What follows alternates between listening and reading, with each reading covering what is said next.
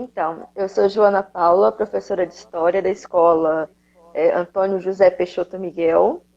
E a gente está fazendo essas lives, né, toda semana.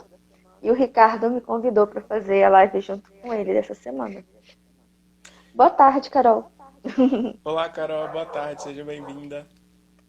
Bom, eu sou Paulo Ricardo, né, também professor da escola, sou professor de biologia, e a gente decidiu na live de hoje tratar de um tema que é bastante importante, né?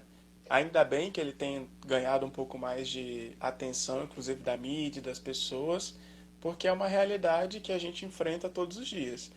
E se a gente não aguçar o olhar para ela, às vezes ela pode passar despercebida, né? Quer falar do racismo. É importante a gente refletir, principalmente quando a gente acredita que o Brasil é um país que é miscigenado, esse país que é a democracia, a grande democracia racial. Então, a gente precisa se perguntar, será que é isso mesmo?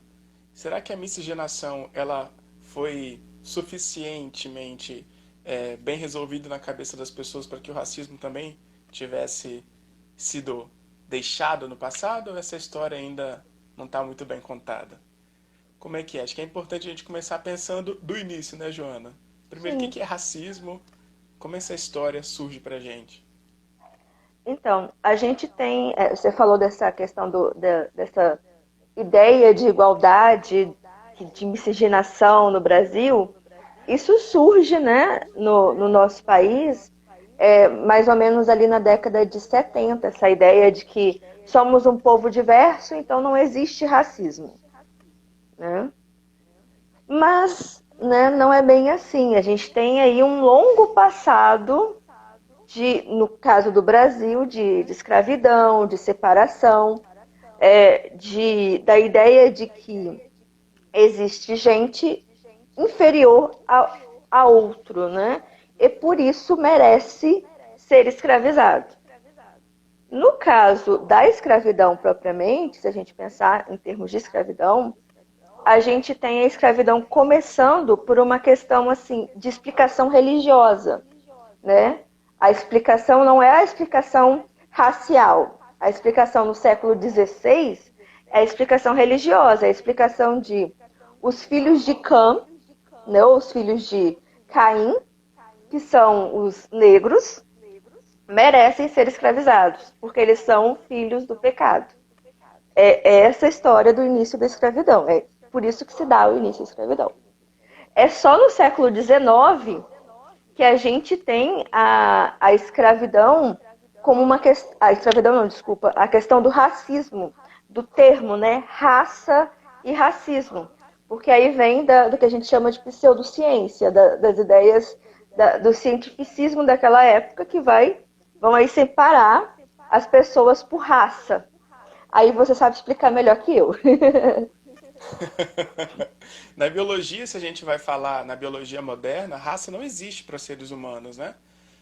Nossa espécie, a espécie humana, ela não tem essa divisão. A genética, a diferença de variação genética de uma pessoa para outra, ela não é grande o suficiente para que a gente consiga dividir os humanos em diferentes raças. Então, se a gente vai falar cientificamente, isso nem existe.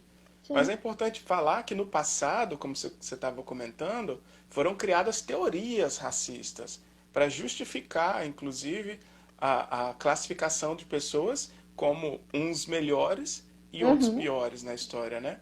E aí muitos desses teóricos eram profundamente racistas, obviamente, e tentavam justificar o seu comportamento e aquela forma de organização da sociedade.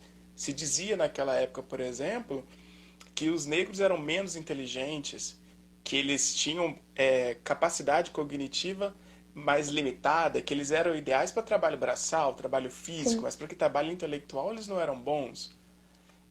A comparação sempre com uma coisa mais selvagem, mais bruta, e não com Uhum. um trabalho refinado que era entendido só para as classes superiores, e aí os brancos, né? Que eram entendidos dessa forma. Deixa eu dar um oi E para a essa galera que está entrando aí, dando boa tarde. Olá, pessoal.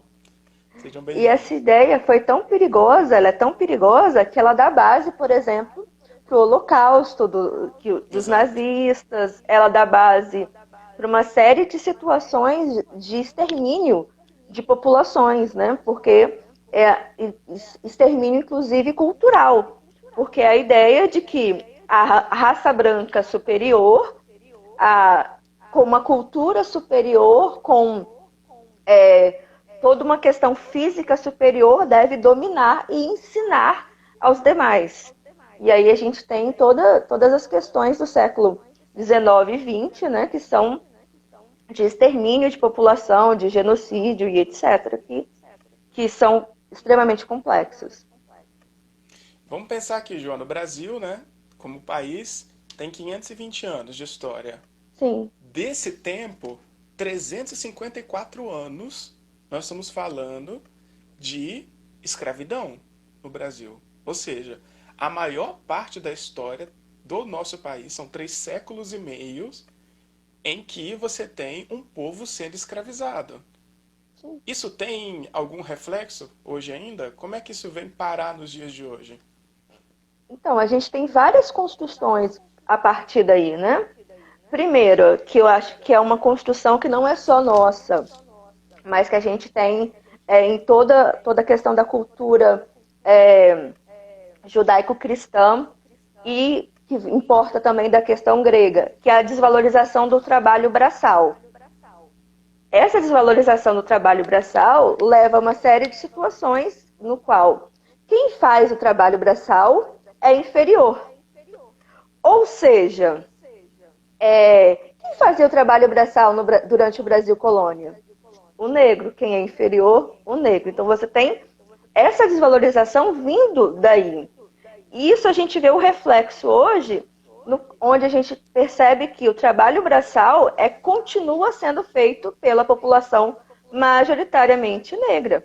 Se a gente olhar as posições de poder dentro de empresa, as posições de quem assume o papel de intelectualidade dentro do Brasil, a gente tem essa população em maioria branca e não majoritariamente negra. E o contrário, quem assume as posições de trabalho braçal em maioria a população negra ou parda e etc. Se a gente pensa que ocorreu a abolição, não era para a gente então ter um ambiente de igualdade? Vamos imaginar que, olá, teve a abolição da escravidão, 1888, né, se eu não estou enganado, foi abolida a escravidão no Brasil. Beleza, então pela lei agora, teoricamente, você não poderia mais ter essa divisão. Mas como que a gente continua encontrando essa realidade hoje? O que aconteceu depois disso que fez com que os negros continuassem nessa condição, né, de visão ainda como algo menor? O que houve? Então, os negros, quando eles saem, né, das fazendas, na verdade a gente já tinha um processo um pouquinho anterior de fugas, de libertações e tudo mais, né, um pouquinho antes da Lei Áurea. A liberdade não veio de graça, né? Ela não Não, caiu. ela não caiu. É importante falar sobre isso. A gente já tinha um processo em andamento e esse processo foi ratificado e expandido, né, para todo mundo pela Lei Áurea. A partir da Lei Áurea, a gente tem então esses negros buscando um trabalho. Vão acontecer diversas coisas. Uma, eles ficarem na fazenda, na própria fazenda, e aí eles acabam sendo escravos, mas aquela relação assim, eu te pago, mas você ganha o mínimo suficiente para ter o seu sustento. Né? Então, aquele Eu mantenho trabalho. ele preso na condição, né, do trabalho ali. Exatamente, eu mantenho ele preso na condição. Ou então, a gente vai ter uma outra situação, que é a maioria, que é os negros buscando um outro trabalho na cidade. Que aí a gente tem a maioria dos negros indo para a cidade. Essa maioria desses negros que vão para a cidade acabam em empregos que também são empregos mais voltados, né, mais braçais, mais mais pesados, como serviço de pedreiro, serviços de construções em geral.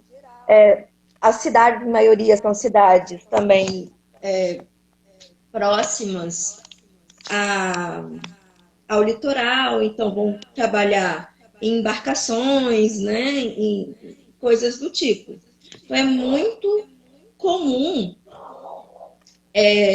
que eles estejam em subemprego na cidade e também morando nas regiões que a gente chama de cortiços.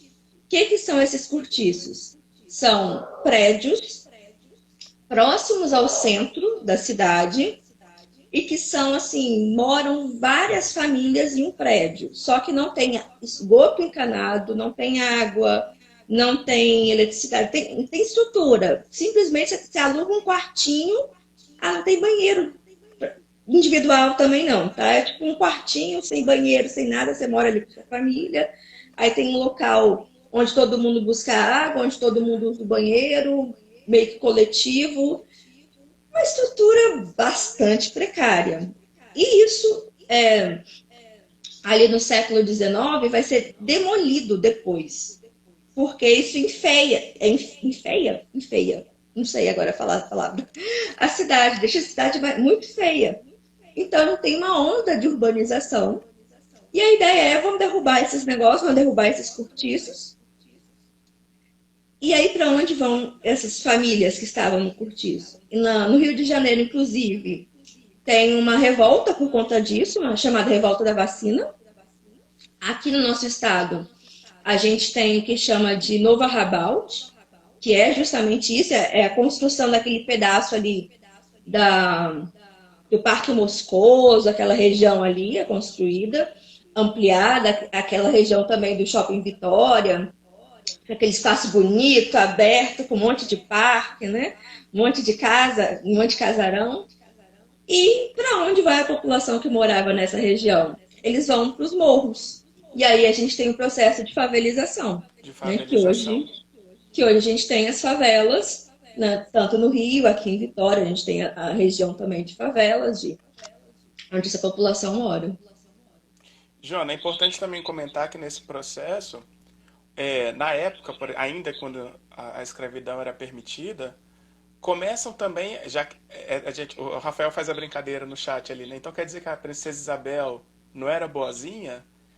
A abolição da escravidão ela não acontece porque o governo decidiu que ele entendeu que as pessoas eram iguais e deveria então a partir daquele momento acabar com a escravidão. Existe ali vários momentos de revolta, a população negra, a formação dos quilombos, por exemplo. Palmares existiu por mais de 100 anos, eram movimentos de luta contra a escravidão, as revoltas que aconteceram nos diversos estados, né? Há pressões internacionais também por isso, ou seja, não foi uma coisa de bonzinho. Foram pressões que levaram a esse processo. Então, não, Princesa Isabel não é a boa zona da história, não. Tem muito mais camada aí. Mas aí o Estado brasileiro já estava preparado para a discriminação. Só podia estudar, por exemplo, lá no século XIX tinha uma lei que só podia estudar se você fosse livre. Não estava escrito na lei que preto não podia estudar, mas estava escrito que somente pessoas livres poderiam estudar. Se você não tem, né, entre os negros, pessoas livres ali, né, eles não eram livres, eles eram escravos, obviamente você já retirou deles o poder da educação, e tirando a educação você tira um monte de oportunidade para aquelas pessoas, né? Como você falou, quando há a abolição e eles saem das fazendas, eles acabam indo para a cidade em busca de emprego, não tem ali acesso à terra, porque também terra tinha que ser comprada do Estado, se ele era escravo até pouquíssimo tempo atrás, da onde ele teria dinheiro para poder fazer a compra da terra. Então, começa esse processo. O Matheus comenta ali, né, que lembrou do samba Enredo da Mangueira, que foi Sim, genial nesse Matheus. sentido, né? Esse samba é maravilhoso. Eu amo esse samba. Ele foi genial. Protestar. E aí o Rafa comenta assim: então protestar pode ser algo bom. O protesto não é só manifestação, né? É a luta política de todos os Sim, a luta, campos. porque a gente tem a luta política dos negros em diversos campos, assim, Isso, os movimentos, fugas, né? fugas, os quilombos, a gente tem alguns alguns grupos urbanos, né, que são os negros urbanos, eles desfrutavam de uma liberdade um pouco maior do que os negros que viviam na zona rural. Eles podiam, tinham um pouco mais de acesso a determinadas coisas, então às vezes eles tinham acesso a dinheiro. Muitos tinham acesso a dinheiro, né? Circulava dinheiro mais próximo deles. O que acontece? Eles conseguiam, nisso, acumular dinheiro, mas aí às vezes eles não pagavam a liberdade dele. Eles faziam o seguinte, eles se juntavam e decidiam quais iam ser libertos. Então eles tinham uma ordem de quem deveria ser liberto e aí apostando em determinados fatores. Questão de quem é muito velho, precisa de um amparo, quem tem aí uma questão de saúde que precisa também de amparo, e os considerados, né, intelectuais, quem sabia, quem eram os chefes, até religiosos também, para poder estudar. E a gente tem alguns desses grupos financiando esses negros, e depois esses negros vão fazer parte de jornais, parte de movimentos abolicionistas. É muito interessante essa organização em grupo, né, que eles fazem. E isso é importante, porque a gente conhece pouco dessa história, né? Parece eles foram escravizados, daí veio Princesa Isabel, liberou, e aí começa uma nova história sem a gente conhecer a luta de quem, né? Sim. De quem participou. Uma outra coisa, Joana, o pessoal está comentando aqui, né? Boom Lilsong, não sei se é assim que é o nome, fala assim: será que o protesto costuma resolver os problemas? Se ele resolve, a gente não consegue dizer que protestar vai sozinho resolver, mas ele é um instrumento de pressão. É um instrumento de chamar a atenção para aquele tema, fazer com que aquele tema seja debatido. A gente pode usar, por exemplo, essa pergunta dá para a gente puxar o que aconteceu nos Estados Unidos, né? Com aquele caso do George Floyd. Olha o que o fato das pessoas se mobilizarem trouxe de debate para esse tema de visibilidade, né? Então, trouxeram para o mundo todo um fato que ocorreu lá e o mundo todo, você vê que eles foram pipocando. Teve protesto na Europa, teve aqui no Brasil também, das pessoas falando: não, peraí, não dá para aceitar esse tipo de situação mais, né? Então o protesto ele é uma ferramenta, ele não é a única. Se a gente entender que ele é uma, dá para a gente trabalhar junto. Eu Joana, quero lembrar. beleza? Oi. Você está conseguindo ouvir? Que aqui para mim isso Tô. é... Ah, então tá bom. Eu quero Eu lembrar. queria chamar a Só... atenção para uma coisa, né? Você está me ouvindo, Ricardo? Pode falar. Eu só queria Pode falar, tô lembrar te que ouvindo. ontem foi o dia da queda da Bastilha, né? Foi ontem. E a queda da Bastilha é um movimento popular extremamente Joana, importante. Não, Joana, foi. Joana, sua voz tá robotizada. Eu vou te tirar e te chamar de novo. Sim.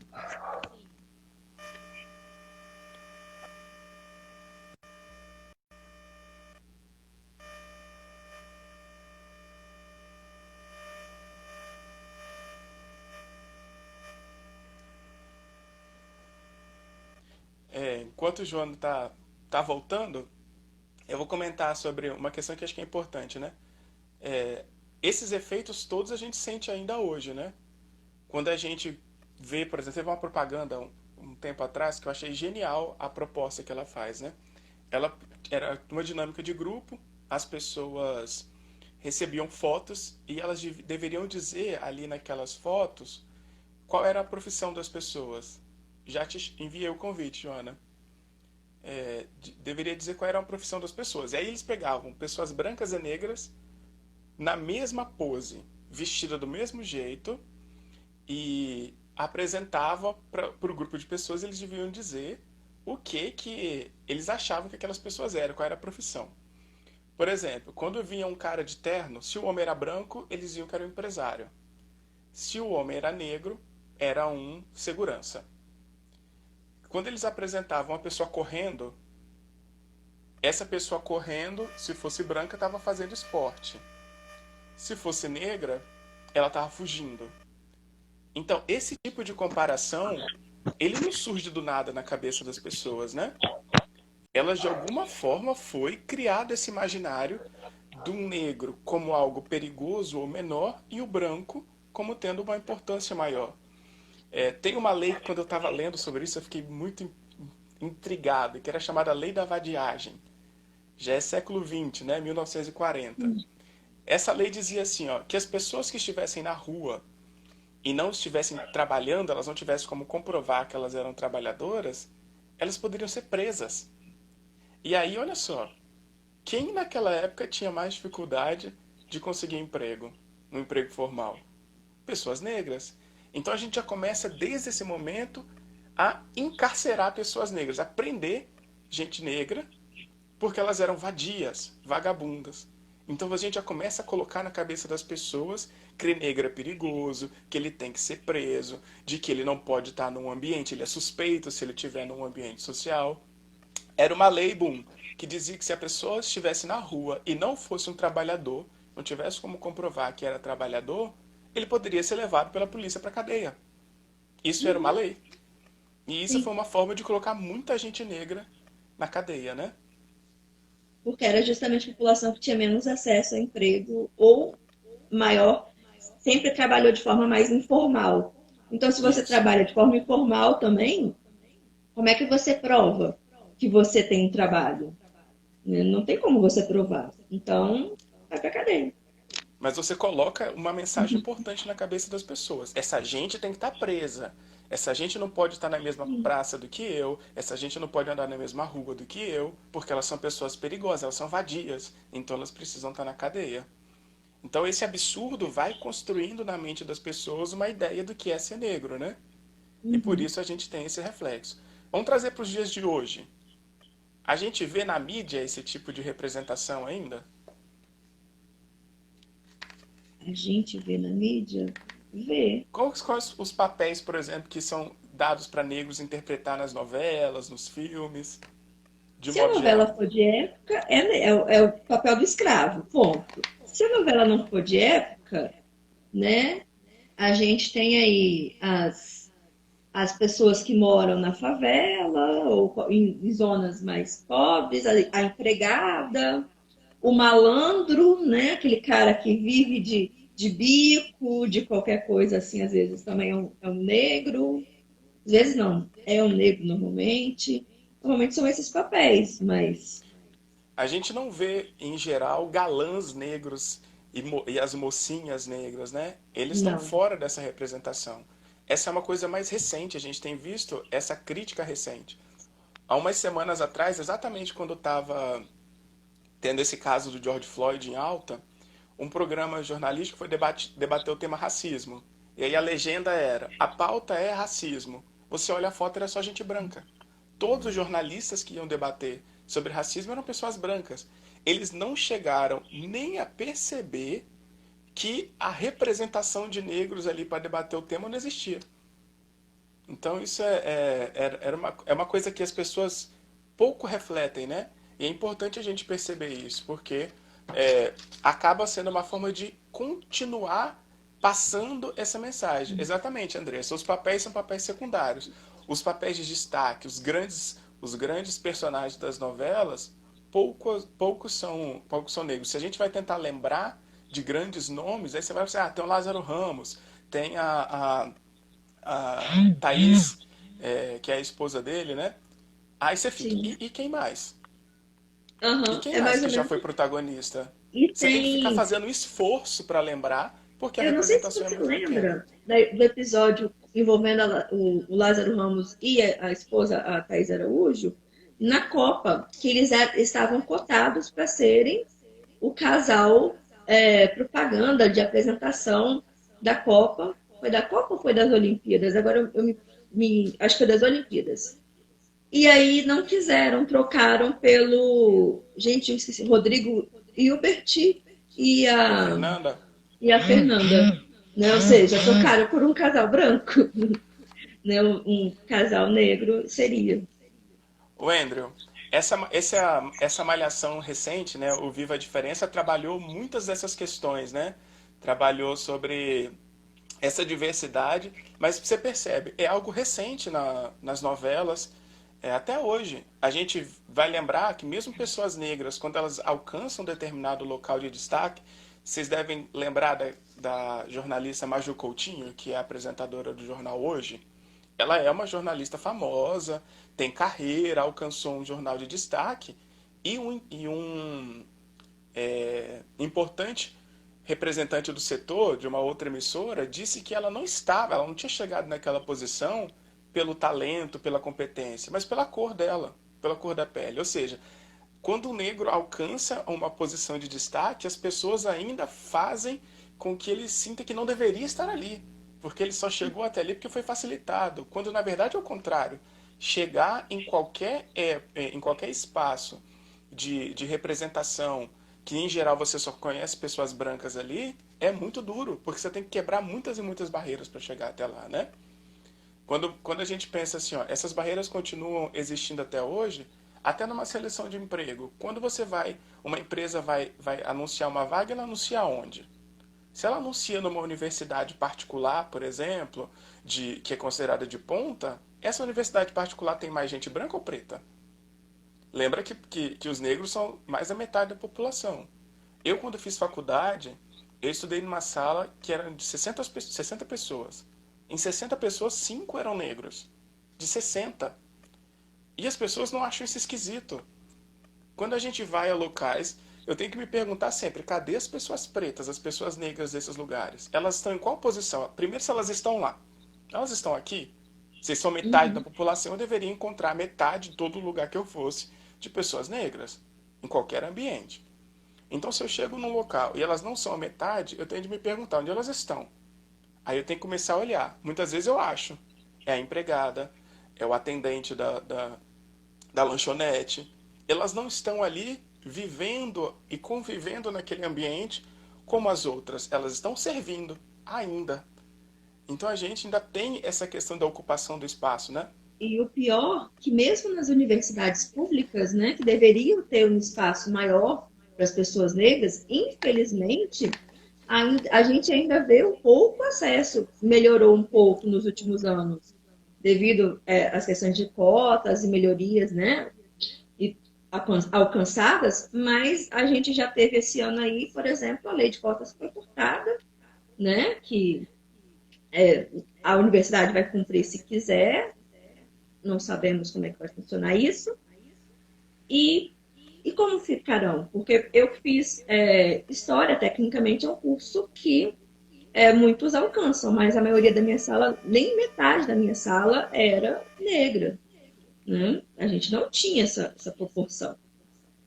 Mal A nossa proporção época, de... mais ou menos, é quando começam esses programas de cota, né, Joana? As turmas que Exatamente. vêm depois da gente é que vêm sendo Vem mais, vamos dizer sendo assim, coloridas. Porque até então a exatamente. universidade era branca. A universidade era branca. Até mesmo os cursos considerados cursos é, pobres, né? Porque a história não é um curso de elite, né? Então, até mesmo esses cursos eram ainda cursos relativamente brancos, né? Com acesso maior de brancos. Falando dessa nossa sociedade tão misturada, o que significa ser negro? É só aquela pessoa que tem a pele super escura, que a gente chama de retinto? Acho que é importante falar sobre isso, né? Do colorismo. Então, essa questão no nosso país é uma questão muito delicada, porque a gente tem uma mistura, uma miscigenação muito grande. Eu gosto muito de comparar com os Estados Unidos, porque lá é mais evidente isso. Lá, por conta das leis de divisão racial, no qual não podiam negros e brancos andarem nem no mesmo ônibus, nem sentarem juntos, nem se ficarem na mesma escola, essa lei era muito forte e muito rígida, existiram poucos casais miscigenados.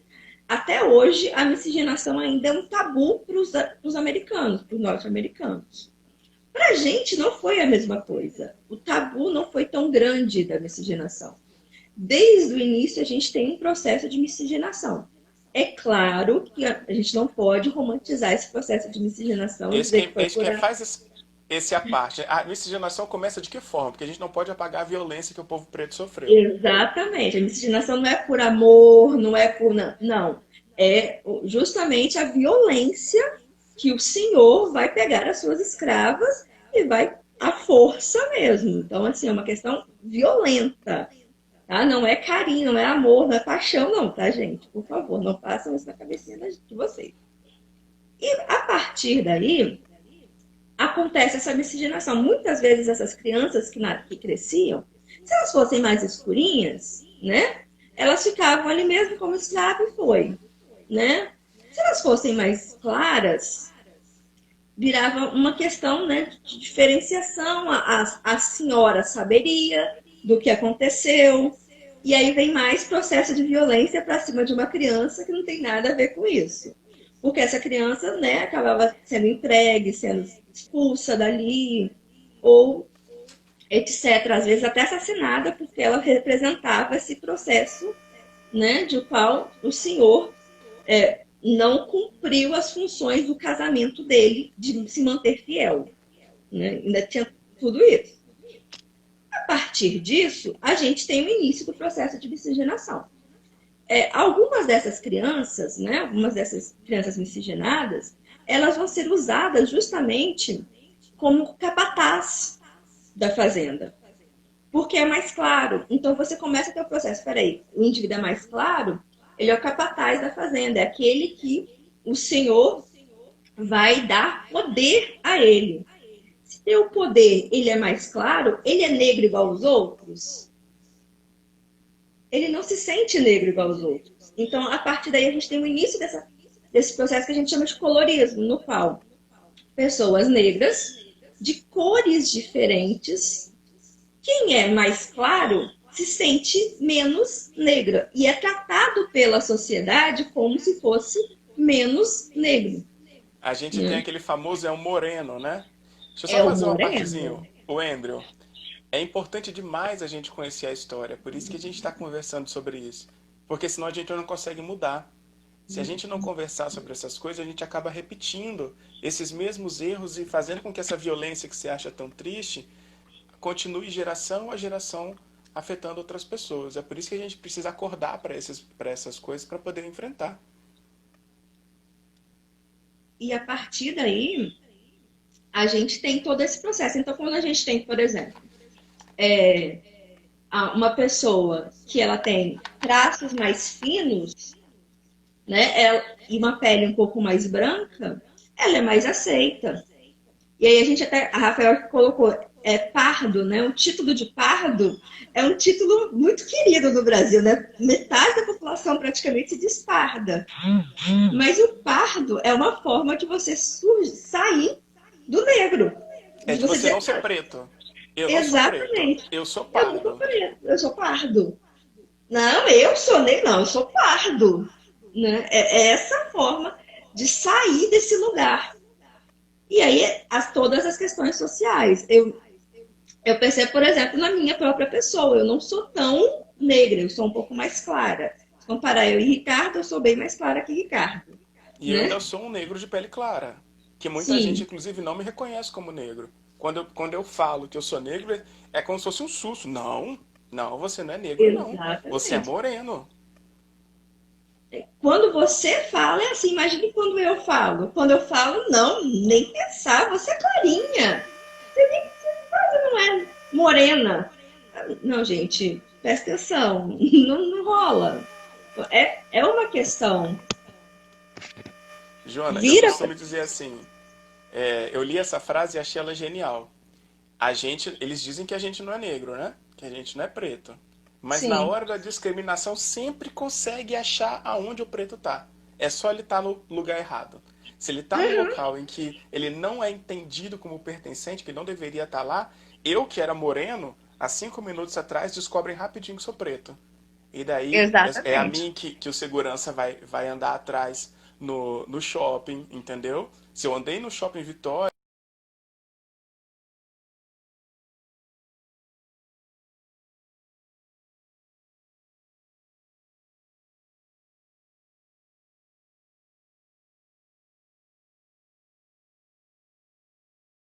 a gente é mestiço e acha o preto rapidinho. Você tá me ouvindo, Joana? Eu tô te ouvindo. Joana? Oi. Eu tô te ouvindo, normal. Ah, é que o seu vídeo parou. Não, mas tá Agora que eu tranquilo, tô não te tem ouvindo. problema não. Você tá ouvindo, tá ok. É, a gente tem essa ideia de democracia, vou voltando nisso, nessa de democracia racial, mas a gente consegue achar o preto e apontar ele rapidinho. Basta ele estar num local que é entendido como se ele não devesse estar lá, né?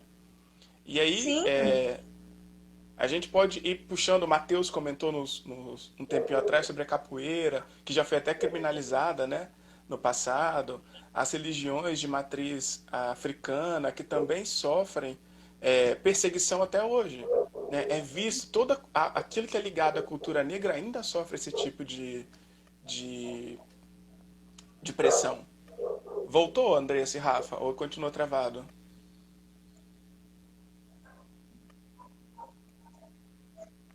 Tá travado ou voltou? pra gente tá normal. É, eu também tô vendo a imagem normal.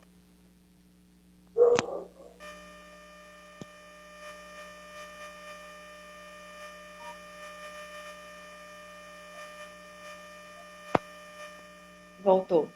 Voltou, beleza. Então a gente vê assim, há ainda essa cultura, mesmo que a gente está falando aqui, ó, século XXI, 2020, a gente ainda está discutindo esse tipo de coisa. A gente se importou muito com o caso americano do George Floyd, mas acontece todo dia no Brasil.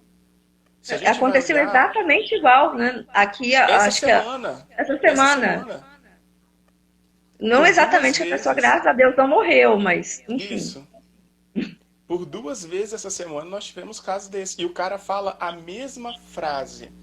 Eu não consigo respirar. Era um entregador de aplicativo que a polícia abordou. E aí ele recebe uma gravata, né? A abordagem da polícia é super violenta. E ele dizia a mesma frase: eu não consigo respirar, não consigo respirar. Vídeos de dias atrás de uma mulher que a polícia pisa no pescoço dela, o policial pisa no pescoço dela, ela tá no chão, ela chega a desmaiar e ele chega a força, ele levanta todo o peso e deixa em cima do pescoço dela, quebrou a perna dela, ou seja, a violência policial Isso porque ela contra foi os negros ainda é pedir muito para ele não forte. bater em alguém, né? Ele Isso, estava batendo em alguém, espancando alguém, e ela foi pedir para ele não bater. Não, ou seja, ele já estava fazendo algo muito violento antes ainda. exatamente. E isso é direcionado. Eu gosto de lembrar daquele vídeo que também viralizou pouco tempo atrás de um empresário rico em que ele tinha sofrido uma denúncia de violência doméstica, a polícia chega lá e ele grita para a polícia, ele é um homem branco, ele grita para a polícia: aqui é Alphaville. Você lá na favela, você é macho, aqui você não é macho.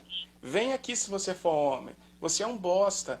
Ele fala isso pro policial e o policial não faz nada.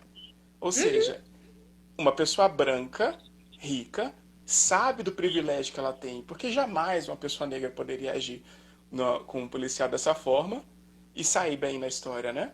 O cara, obviamente, depois foi levado para a delegacia, mas não foi agredido, entendeu? A polícia escutou todas as agressões e ele não teve nenhum tipo de agressão, como deveria ser, na verdade, a prática, né? A polícia não está ali para agredir as pessoas, ela está para encaminhar e fazer com que a lei seja cumprida. Só que a gente sabe que a história não funciona assim. Quando o ambiente é outro e os vídeos, e agora a gente tem o celular, ainda bem para mostrar isso, né? A gente tem o celular para mostrar que essa história não é sempre, não são autos de resistência, né? Sim. Não, Joana, fala, sim. pode falar. Não, eu ia falar que esses casos, eles agora a gente consegue ter ele por conta disso, o que você falou, dos celulares. Mas ainda quantos casos ainda não acontecem de forma velada, restrita por diversos motivos, né? A gente tem uma série de questões que envolvem, né? A questão do poder de quem faz, a questão da relação de quem faz. E a gente tem questões extremamente delicadas. Por exemplo, a questão daquela criança do elevador, que aquilo, eu não consigo nem falar direito sobre aquilo, como É, que do Miguel, aquela né? Aquilo, do aquilo Miguel, resume tudo, né, Joana? Consegue resumir o racismo exatamente, à brasileira. Como é que é? exatamente, uma criança deixada com a patroa, a gente está no momento de quarentena. Por que aquela empregada precisa estar trabalhando, né? Tipo, no momento de quarentena, que tá todo mundo dentro de casa. Primeira pergunta. Depois a gente tem a questão da senhora, da patroa, tá lá fazendo unha, 2 funcionárias, né? Já temos uma segunda funcionária. Precisava descer com o cachorro. A empregada precisava descer com o cachorro, descer com o cachorro. Por que a patroa não podia ficar tomando conta da criança um pouquinho, gente? E aí, para piorar, a patroa ainda aperta o botão igual a cara dela, para a criança ir para qualquer lugar, e a criança, acontece o que aconteceu com a criança, né? A gente tem várias coisas ali muito pesadas, assim, para mim, aquele caso é horrível. Mas ele representa bem como que é o racismo brasileiro.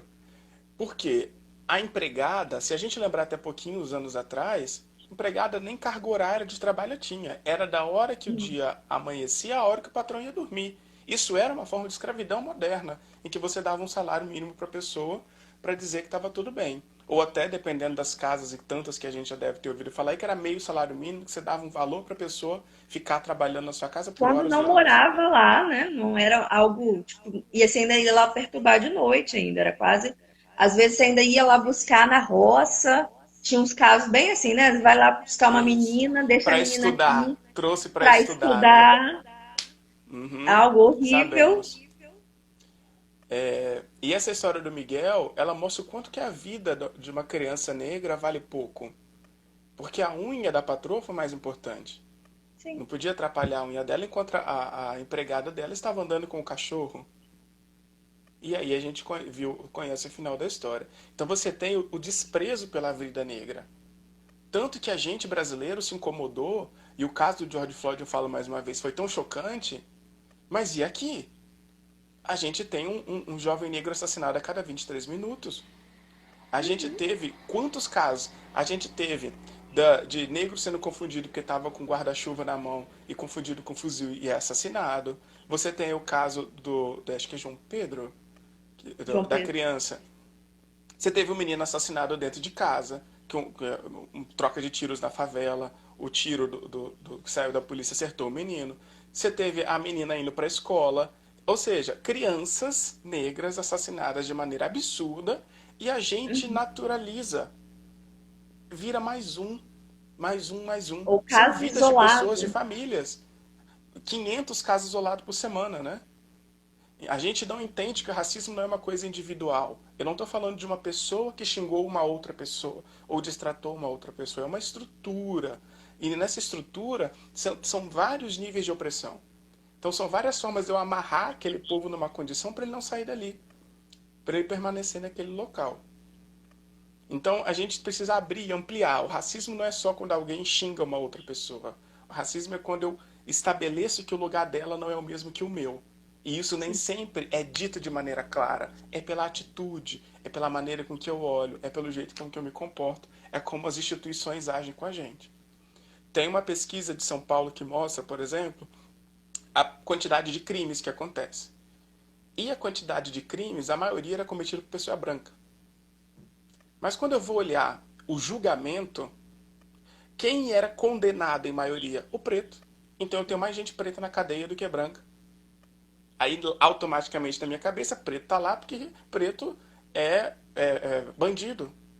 Sendo que eu Sim. percebo que até no julgamento, no mesmo tipo de caso, já há diferenciação de raça ali, né? Para uns a justiça é mais leve, para outros ela é mais intensa. Então esse tipo de estrutura não é uma pessoa, é toda Então, aquela toda organização. uma sociedade. O racismo, ele não é porque eu, Joana, não. Não, ele é porque várias pessoas estão numa condição que não permite a elas que elas consigam passar uma determinada barreira. Como assim? Fazer uma universidade, estudar em uma universidade, por exemplo, é uma barreira para boa parte da população negra. Se tem menos gente negra lá do que fora de lá, ou que já cursou, Se a população que tem nível superior de ensino é menor negra do que branca, significa que tem uma barreira para essa população. O Então, dado é a hoje é de um partir em daí que a gente quatro. está achando. Oi? Só, a cada 4 pessoas, só uma é negra que teve curso superior. Pois Sendo que a é, gente é metade da população. pois é. Alguma coisa Isso aconteceu, né? não dá para pensar só as questões individuais. É claro que as questões individuais, elas permeiam a nossa vida. Quando a gente fala aqui de Joana, professora, tem casos de racismo durante a minha vida? Com certeza, na sua vida também. Você deve ter vivenciado questões, né? Vários casos. Só que a gente está falando de ir um pouco além desses casos particulares e pensar numa estrutura social. Como que essa estrutura social foi formada, foi organizada para que essas pessoas negras, as pessoas não tenham acesso a determinadas coisas. Não tenham acesso à educação, não tenham acesso à moradia digna, não tenham acesso à carteira assinada, porque carteira assinada a maioria que não tem está em subemprego, não é a população negra, justamente. Então, todas essas questões fazem parte de um processo de exclusão racial. Joana, você comenta aí das experiências de vida, né? E eu posso falar com muita clareza, o racismo deixa marca na gente. Sim. Toda experimentação de racismo que a gente sofre, isso deixa na gente um ferimento. E acho que é bom voltar nele. Você consegue lembrar quando você descobriu que você não era branca? Quando foi Para essa mim foi. experiência que você descobriu que não, que você tinha alguma coisa, eu vou jogar aspas aqui, né, porque não há nada de errado em ser negro, mas que quando as atitudes das pessoas mostraram pra você que alguma coisa não estava certa. Então, para mim foi muito cedo, por dois motivos. Primeiro, porque a minha família, ela é metade branca e metade negra, né? Então, assim, a família do meu pai é branca e a família da minha mãe é negra. Então, quando eu ia brincar com os meus primos brancos, era diferente. Eu não tinha a mesma relação, né, ali dentro daquela casa. Eu não, eu não recebi os mesmos elogios, por exemplo, que minha prima, loira dos olhos azuis, né? Os elogios para ela do cabelo lindo dela.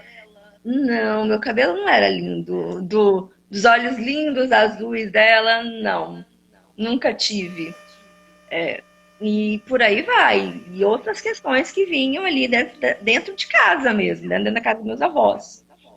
Até as piadas racistas horrorosas que, infelizmente, eu já escutei dentro da casa dos meus avós. A partir dali, eu já comecei a ver que tinha alguma coisa de errado. Por que que o meu cabelo não é bonito, né?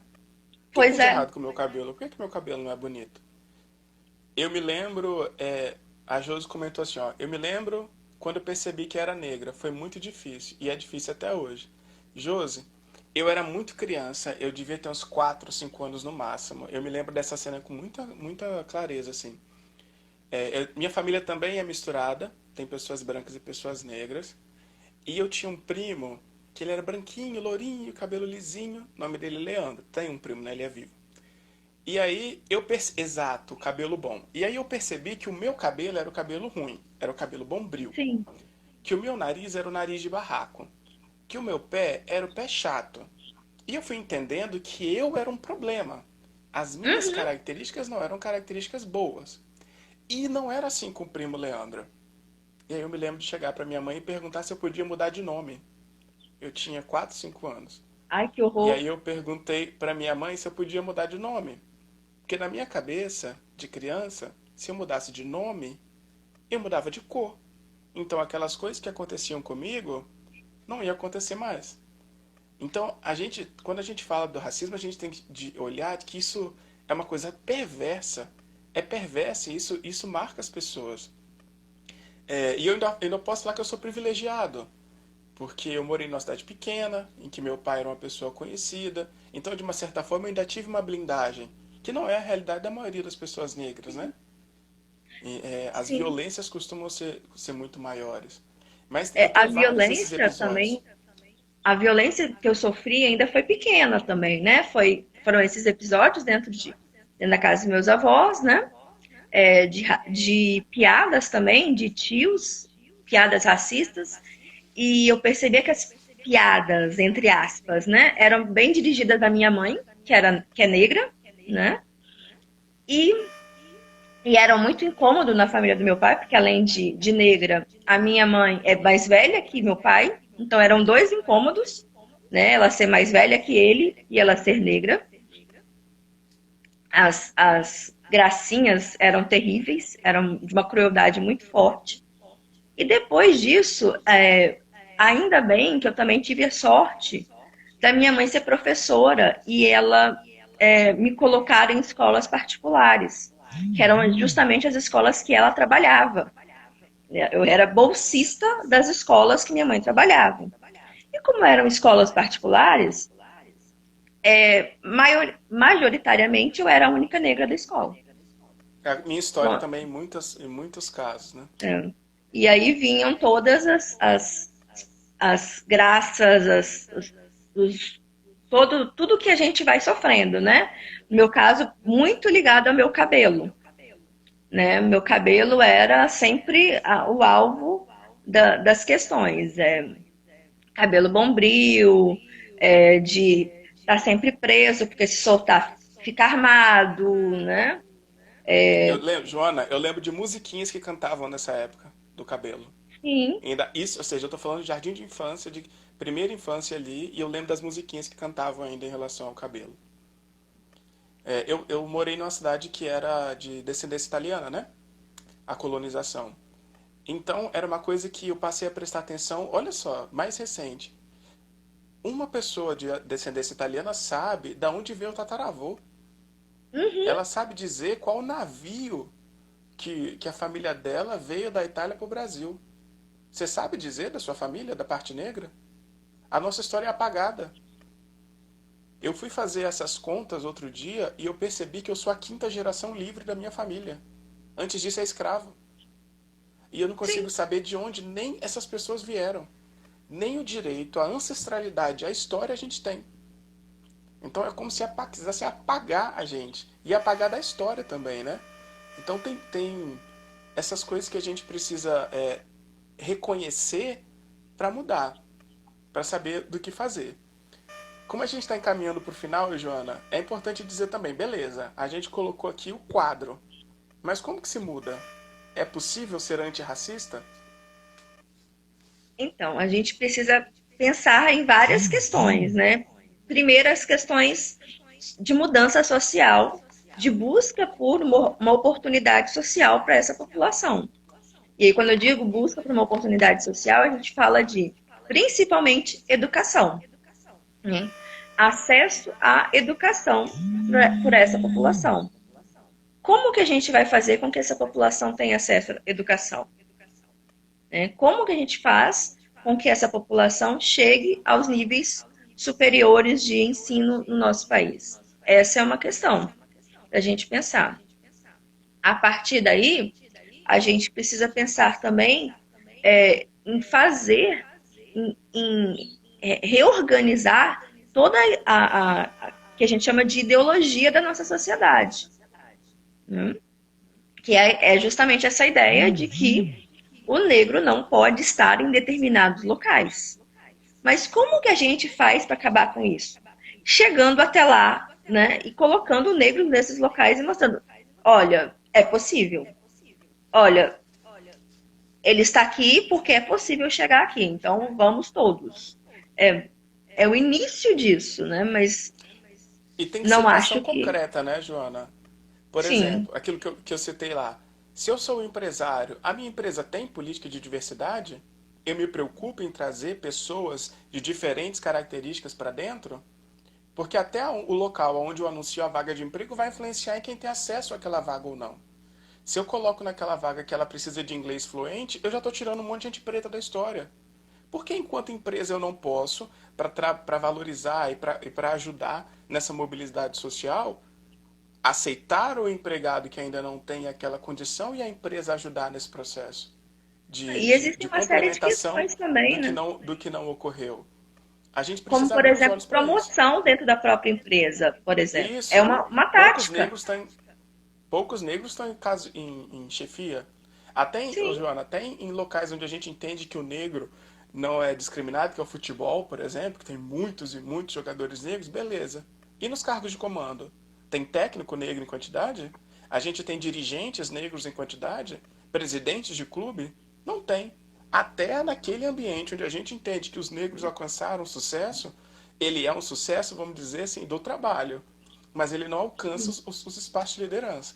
Então a gente precisa de ação prática nesse sentido. é muito a ideia ainda de que o negro ele está nos locais, digamos assim, de diversão, né? Como jogador de Cultura, né? futebol, como Cantor. músico, cantor, mas não nos locais de pensamento, assim, de ação pensante, de intelectualidade. Então, para ser jogador de futebol, beleza, mas para ser o dirigente, não. Precisa de alguém que entenda de administração e tudo mais. Então, aí não cabe o negro, né? Vem ainda dessa divisão. Encaminhando para o final, né, que a gente está nos últimos minutinhos, acho que a gente precisa dizer assim, ó, a gente precisa revisitar a nossa história. Porque tem muitos negros que são importantes ou que foram embranquecidos. Machado de Assis era um exemplo clássico disso, né? Sim. Quando eu estudei na escola, Machado era obrigatório, que ainda existia o vestibular, eu não sabia que ele era negro. Eu Sim, a gente descobri a gente está depois. resgatando isso recente, né? Eu descobri depois, ou seja, as pessoas negras elas são inclusive apagadas da nossa história e a gente precisa descobrir elas, redescobri-las. E tem que se perguntar quem está assistindo: você tem ídolos negros? Você já leu trabalhos de pessoas negras? Quem são suas referências negras? E a gente precisa se perguntar dessas coisas para saber se eu estou buscando, se eu estou indo atrás dessa história, ou se eu continuo só repetindo. E a gente, como professor, tem esse papel também. Na nossa bibliografia precisa estar gente preta, porque Sim. senão a gente continua contribuindo para que essa história se E repita, né? não só gente preta na situação de escravo humilhado, mas gente preta na Exato. situação intelectual, de gente que é, produz coisas, tanto livros quanto etc. Porque muitas vezes a gente acaba trazendo só o negro escravo, só o negro que Isso. sofre, só o negro que está lá tentando. Gente, tá, ok, mas Joana, vamos 30 além segundos. disso? Vamos dar o tchau. Tchau, pessoal. Que bom ter aqui vocês de novo aqui. Galerinha, muito obrigado. Eu acho que quem puder multiplicar essa conversa, acho que é muito importante. Muita gente precisa. Essa conversa precisa chegar a outras pessoas, né? A gente precisa entender que é muito mais de uma pessoa, uma estrutura. Então, muito obrigado.